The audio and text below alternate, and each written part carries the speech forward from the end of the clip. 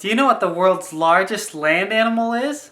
Keep watching to find out the time we met one. Uh-huh.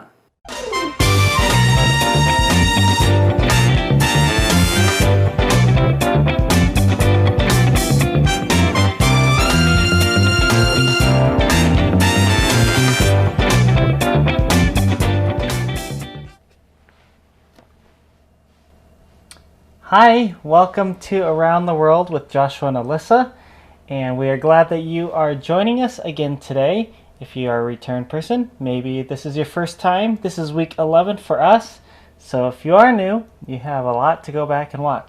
But you get to start a new missionary story today, so you picked the right one to join in on us. But you should still go back and watch the others. So today we have some exciting things for you because, like she mentioned, the new missionary story. And we're going to start telling you about another country that we've been to that we haven't looked at yet. And we have some exciting people we're going to look at the end. Maybe some people that you might not expect, but you'll see why.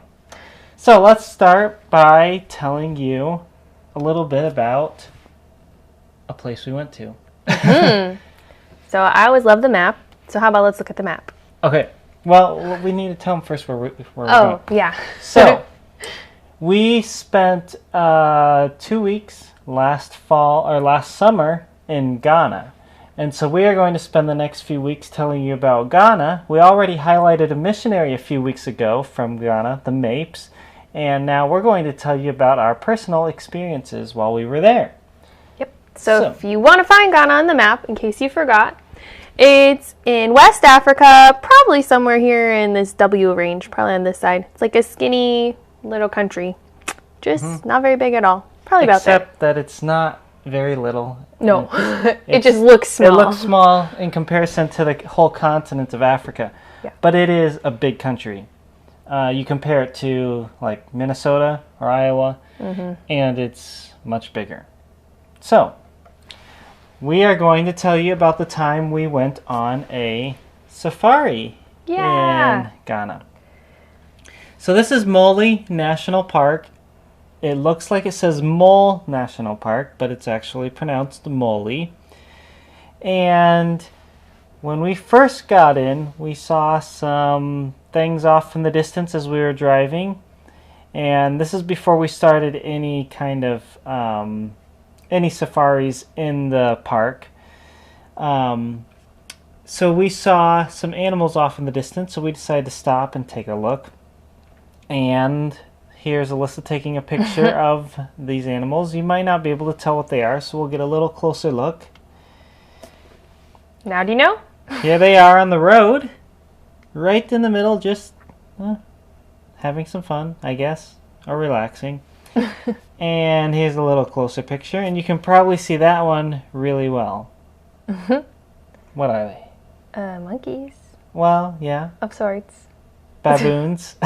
Specifically. And so there's the one that I think it's just sleeping, I guess.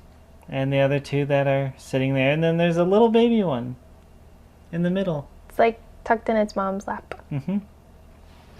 We also got to see several of these, and I forgot what they're called, but they're basically like our deer. They have lots of different kinds of these at the park. So these are prettier than the deer we have here in North America.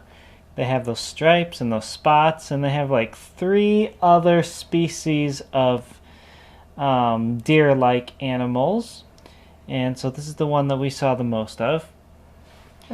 And there is the little baby again, riding on top of its mama. Just a cute little baby monkey. I don't think I'd really want to play with them. They look playful, but... Well, we were told not to get too close, so we well. don't actually know. There's probably smarter people who know better. And we also saw some of these. Pumbaa! Yep. I guess that's what you call them, if you don't actually know what they are. If you only know Pumbaa, it's a hedgehog. No, A hedgehog? not a hedgehog. It's a warthog. Warthog. Well, that's a cute hedgehog. They're both hogs, so I got them mixed up. It's a wild warthog. Not a tame one, not one you just find in the zoo. And we saw some little lizards. This is just a little guy, a few inches long, but I got really close for this picture, so it looks a little bigger. And the favorite animal of Alyssa on the trip. Yes. Can you see it? She's pointing to it. It looks really dark in this picture. Yeah, it is. That's why I didn't know if you could see it. So we'll show you another picture. There. Yeah. An elephant.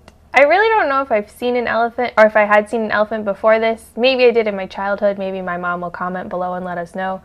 But I don't really remember seeing elephants before this. So I was so excited to see them in real life. And they're big. And they could be scary. Yep. Well, these ones, when they saw us, there was one of them that started to kind of charge. And one of our guides, he just clapped his hands a couple times and it stopped and moved back. And they said, let us take care of them because we know how to deal with them and you guys don't. And he did. Yep. So we did keep our distance, thankfully. Didn't have any troubles. It was amazing to watch them use their trunks to just tear branches off these trees and then put them in their mouth. Yep. Just with their trunk. It's like an arm without a hand. And they just curl it around these branches and rip them off and stick it in their mouth and then do it again. It was pretty incredible to watch all that power. It's kind of cool to see the difference between these two elephants. So the elephant on the left is a young one and the elephant on the right is an older one. You can see it has longer tusks. And their skin is a little bit different too. They talked about how their skin kind of changes a little bit based on the season. So they're coming out of wet season, right? I don't remember. We were at a season change one way. I can't remember which way it was.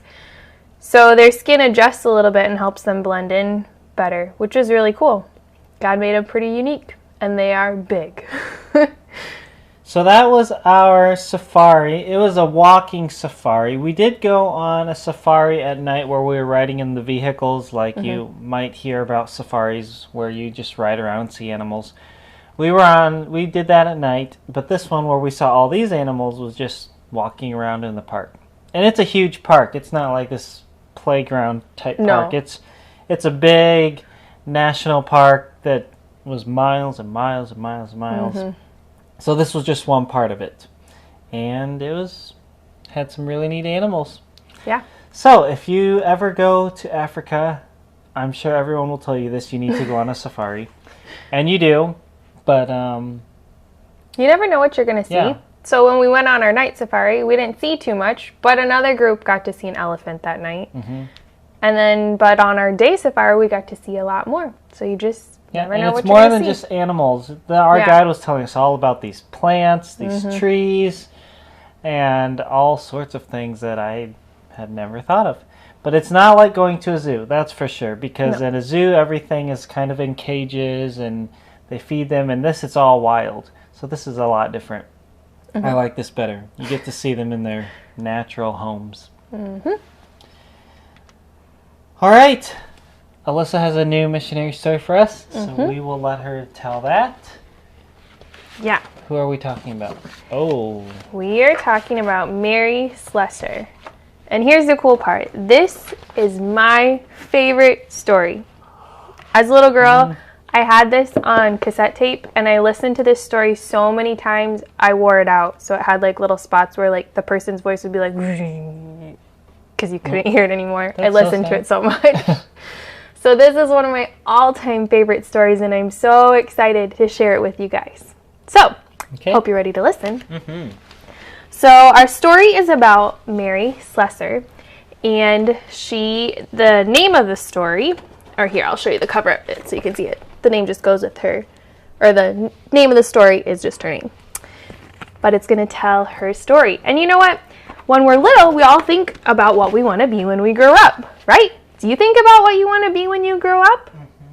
Well, Mary wanted to be something really great for God when she grew up. Now, she didn't know God right away when she was little.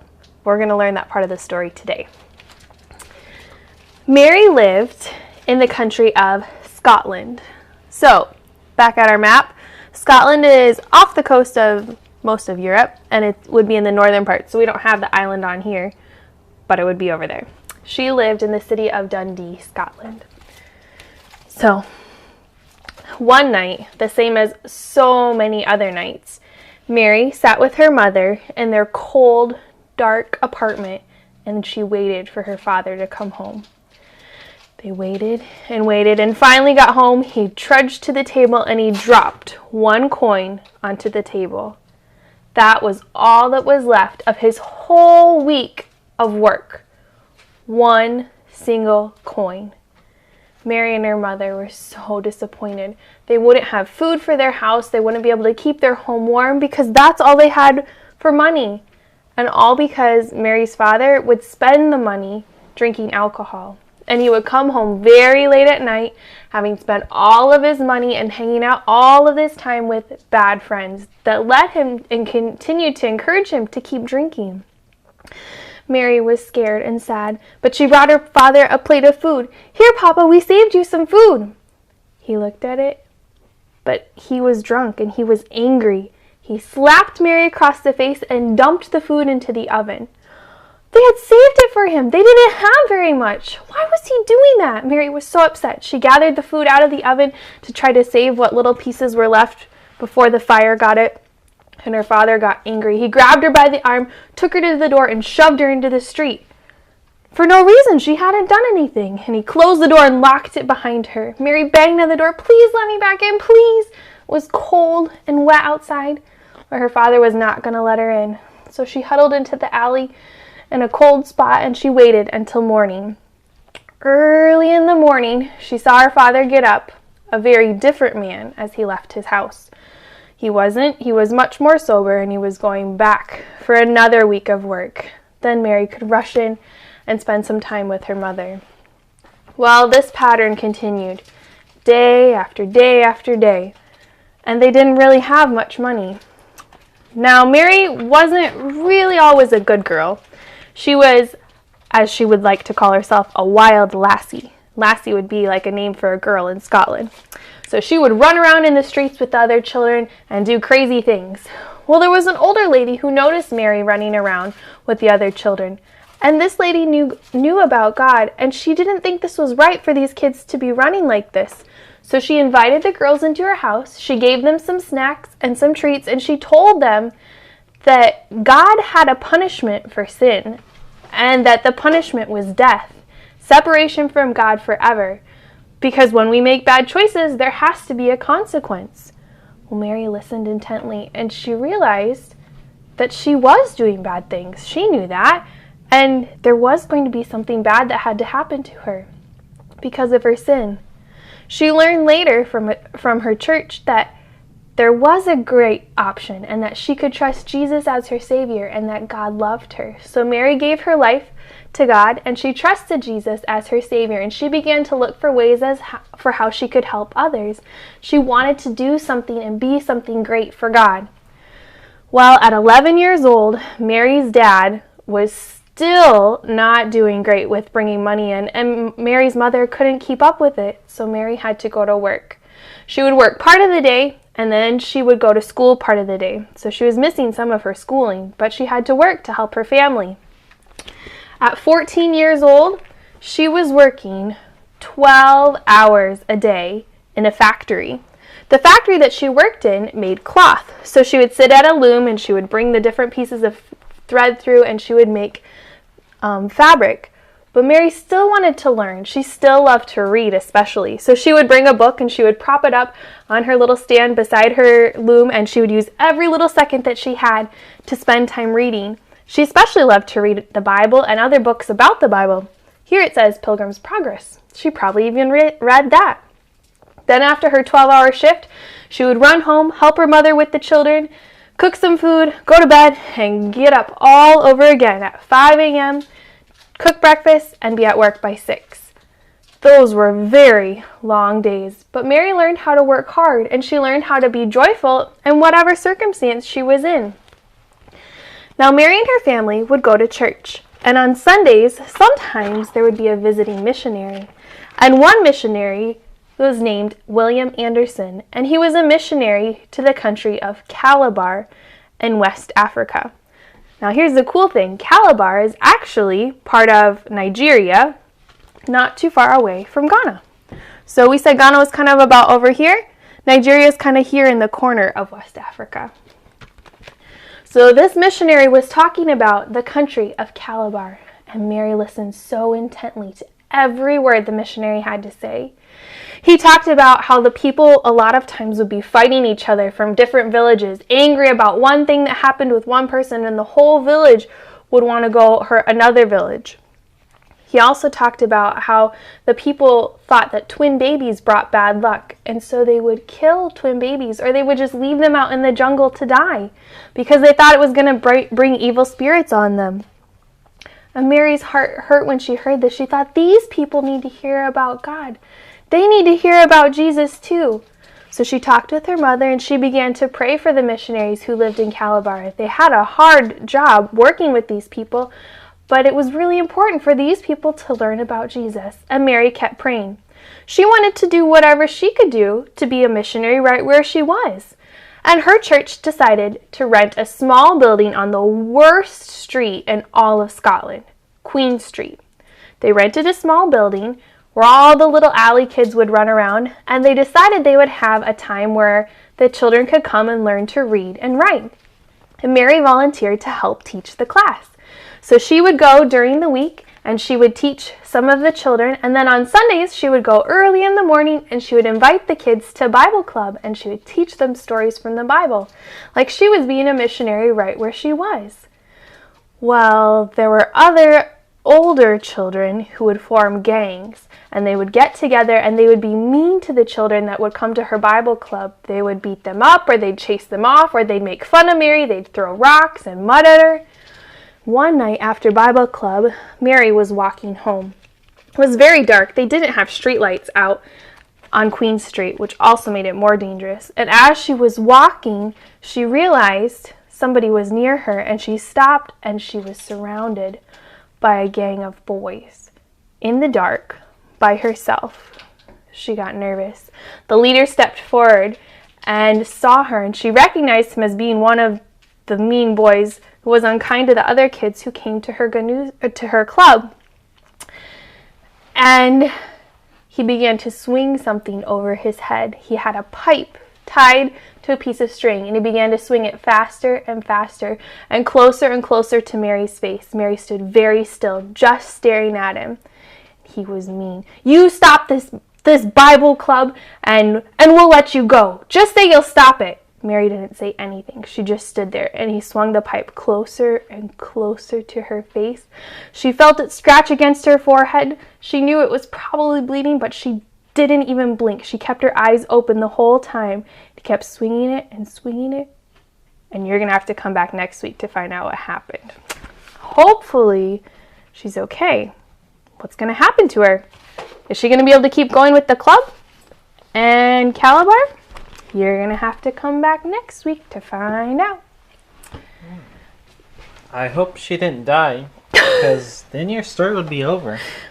Well, it might not be. Okay. God can use all sorts of things. So you'll have to find out next time, I guess. Well, today we are going to tell you about some missionaries who are not in a different country. Nope.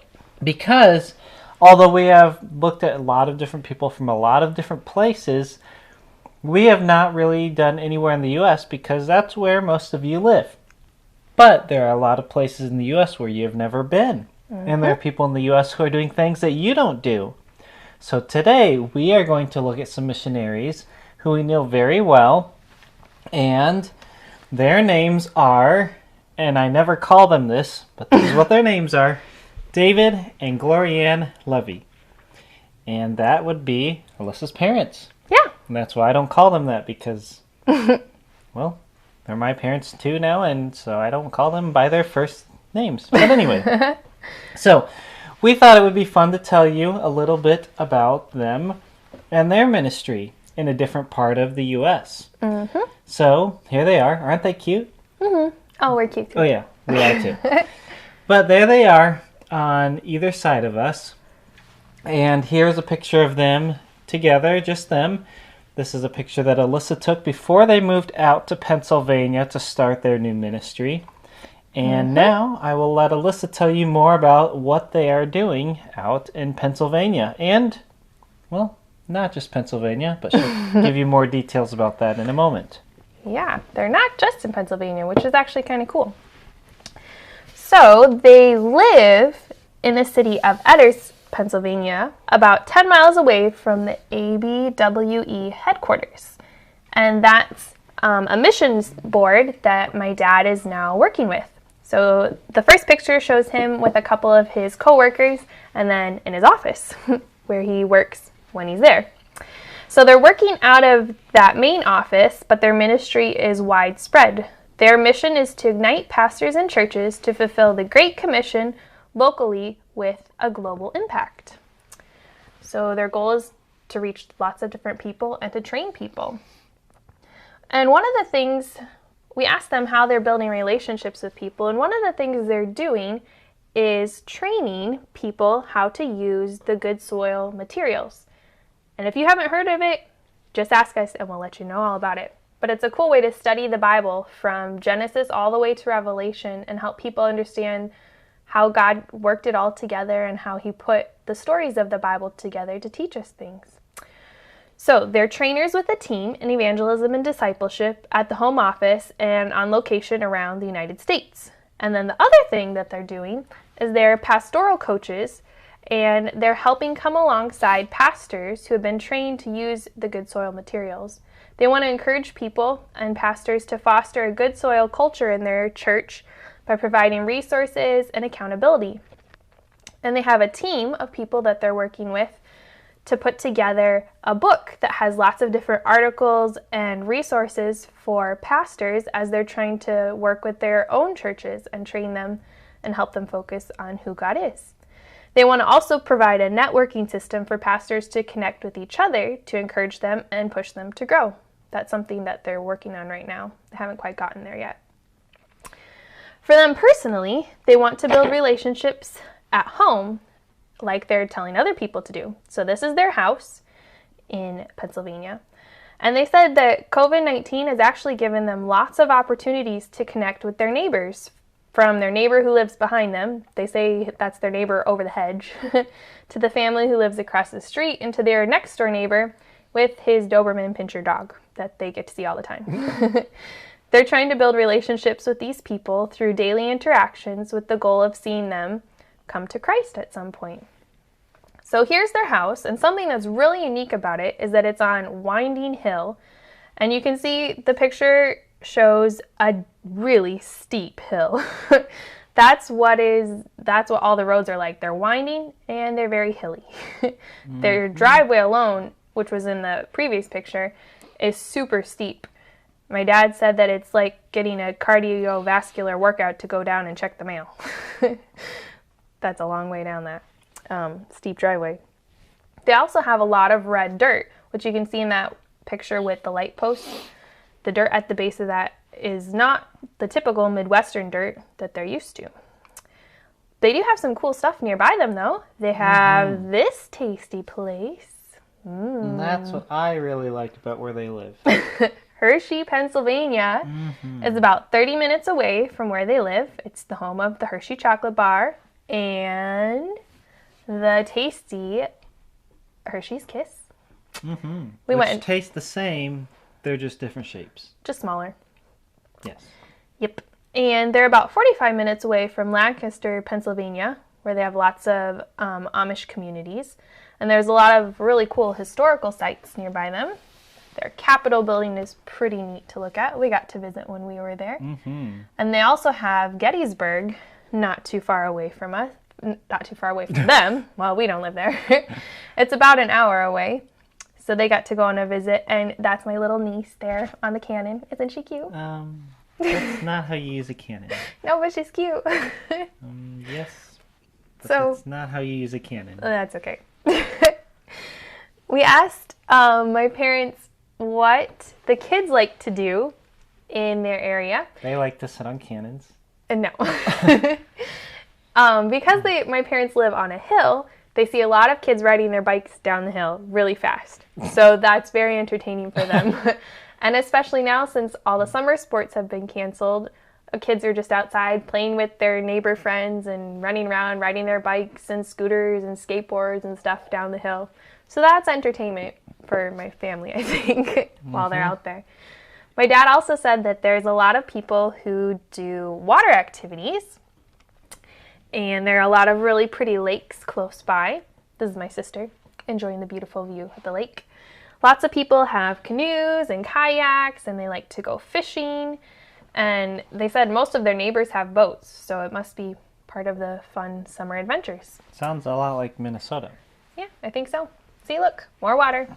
And there's the Capitol behind them. They have a lot of beautiful hikes in their area, lots of places to enjoy God's nature and the beauty that He's created. It's a good place to walk around, see some cool stuff. So we asked them how we could pray for them this week. And they asked that we would pray as they seek to know God better. They're doing a Bible study right now called Behold Our God, and they've been challenged in their understanding of who God is.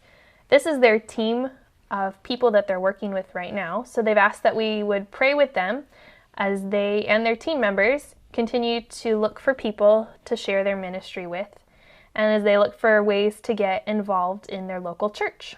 Their team is also working to prepare for a coaching event at the ABWE headquarters in October. So they're trying to put a lot of things together to prepare for that. And they're excited for their first big adventure like that. So those are my parents, David and Glorianne Levy, coaching and discipling people through ABWE Good Soil Materials. And I don't know, did you mention that they will go on some international trips as well? Oh, I did forget that part. They are planning to do some international trips. I forgot that. He did tell me that. Their focus is on the U.S., but their plan is to do 2 international trips per year as they kind of keep going.